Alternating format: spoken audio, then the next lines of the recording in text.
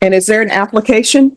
He is not wanting to apply, Judge. Okay. All right, court is calling 2020. The age-old golden rule, don't take stuff that isn't yours. You'd think that's obvious, right? But here's the kicker. In court, it's never just about what happened. It's about why it happened, and what the law says about it. This case is more than just a stolen car. It's about desperation, consequence, and how the justice system weighs both. For CR 008919, State of Texas versus Simon Anthony Hernandez. Can I have parties announced for the record for the state? Defense? Albert Chidas for Mr. Hernandez. And are you Mr. Hernandez? Yes, ma'am. Counsel, have you received all of the discovery and did you review it with your client? I did, Your Honor. Court will find that the state is in compliance with discovery. Mr. Hernandez, did you review the document entitled True Bill of Indictment with your attorney? Did you understand it? Yes, ma'am. Counsel, do you waive the reading of the indictment? We do, Your Honor. State, are you proceeding on the indictment as presented? Yes. All right, did you review the document entitled Court Admonishments with your attorney? Did you understand it and sign it in all the appropriate places? Yes, ma'am. Did you understand you're charged with unauthorized use of a vehicle? That's a state jail felony. Range of punishment is anywhere from 180 days up to 2 years in the state jail facility and up to a $10,000 fine. Did you understand? Yes, ma'am. If you have a plea bargain agreement with the state, the court does not have to follow your plea. If for any reason the court does not follow your plea and gives you more than you bargained for, the fact. This is a pivotal moment. The defendant hears that the punishment could range from 180 days to 2 full years. Now ask yourself, if you were in his shoes, would you roll the dice or take the plea? And here's a legal nugget. Plea bargains often come with trade-offs, less time, but fewer rights. Keep that in mind as this unfolds. That you entered a plea will not be used against you and you will be allowed to withdraw your plea. Did you understand? Yes, ma'am. Did you understand you have a right to jury trial, a right for you or your attorney to cross-examine and confront any witnesses the state would call in the right to remain silent? Yes, ma'am. Did you understand by entering this plea you were giving up those rights? Yes, ma'am. And did you intend to give up those rights and enter into a plea in this case? Yes, ma'am. Counsel, has your client been able to provide you with any defenses? He has, Your Honor. Do you believe he has a rational as well as a factual understanding of the charges against him? He does, Your Honor. Do you believe he's currently competent and was legally sane at the time of the offense? Yes, he was on both occasions. Mr. Hernandez, has anyone threatened you, coerced you, or placed you in fear to get you to enter the plea? No, ma'am. Anyone promised you anything other than the plea? No, ma'am. Are you satisfied with the way you've been represented? Yes, ma'am. Are you a U.S. citizen? Yes, ma'am. Court will find that defendant has knowingly and voluntarily waived his right to jury trial.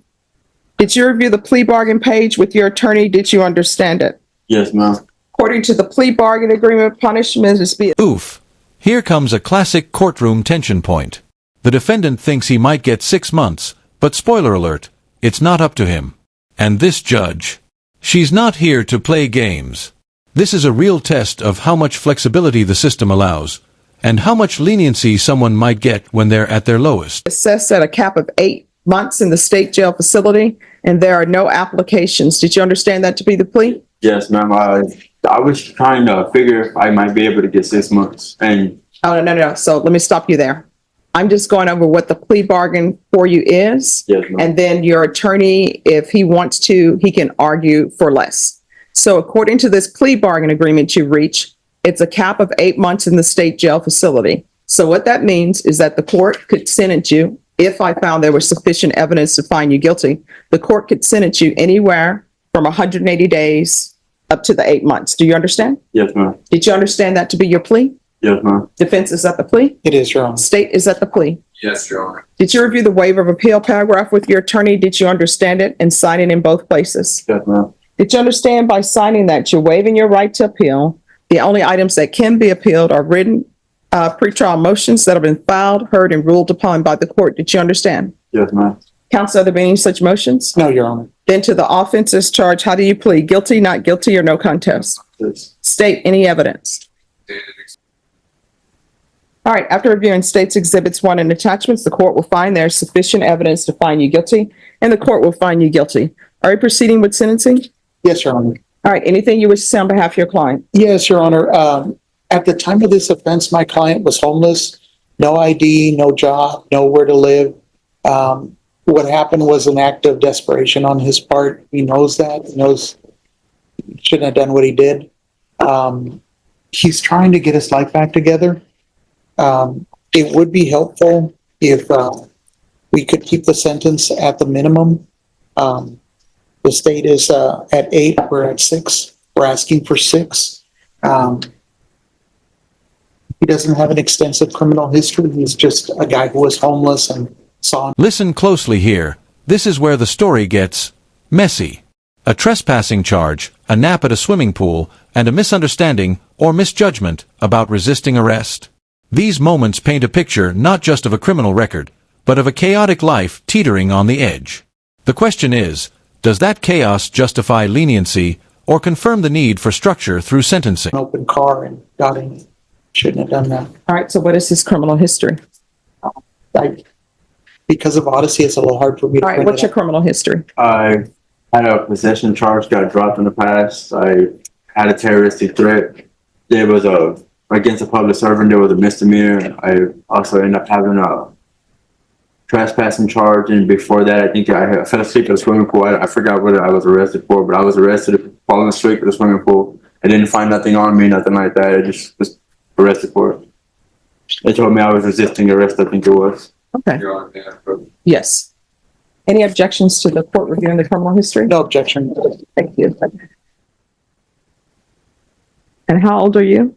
27.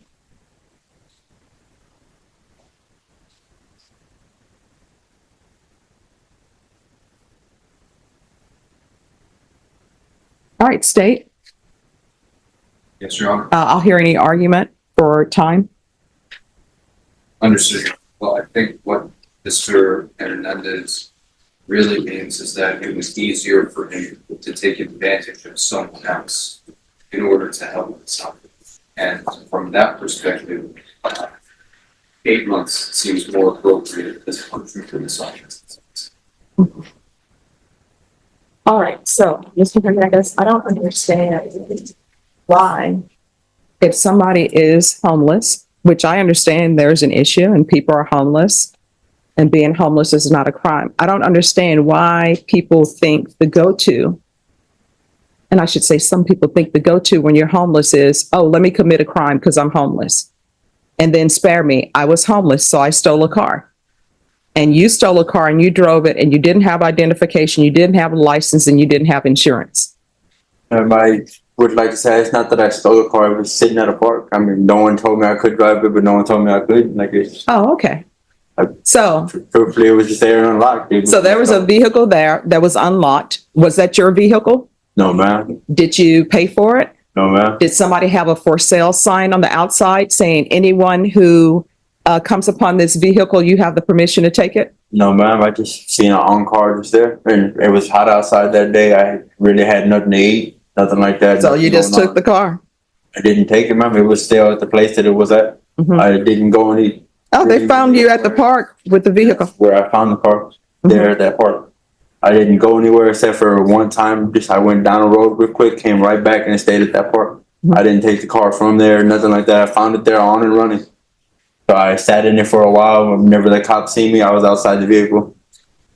And your bags were in the vehicle? Just one. Yes, ma'am. Okay. All right. The court will find you guilty. The court will sentence you to 8 months in the state jail facility, give you credit for any time served. Did you review the document entitled Trial Court Certification of Defendant's Rights to Appeal with your attorney? Did you understand it and sign it? Yes, ma'am. Because this is a plea bargain agreement, because I followed your plea bargain agreement, and because you waived your right to appeal, you do not have the court's permission to appeal.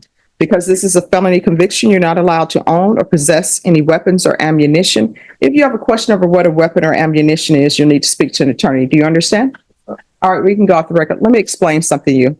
Whose ever car that was, and they have the complainant's name in here, guess what?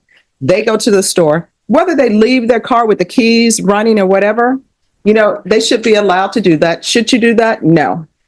That last line hits hard, doesn't it? We're not in the middle of a zombie apocalypse. It's the judge's way of saying, society runs on rules. No matter your circumstances, there's a line you can't cross.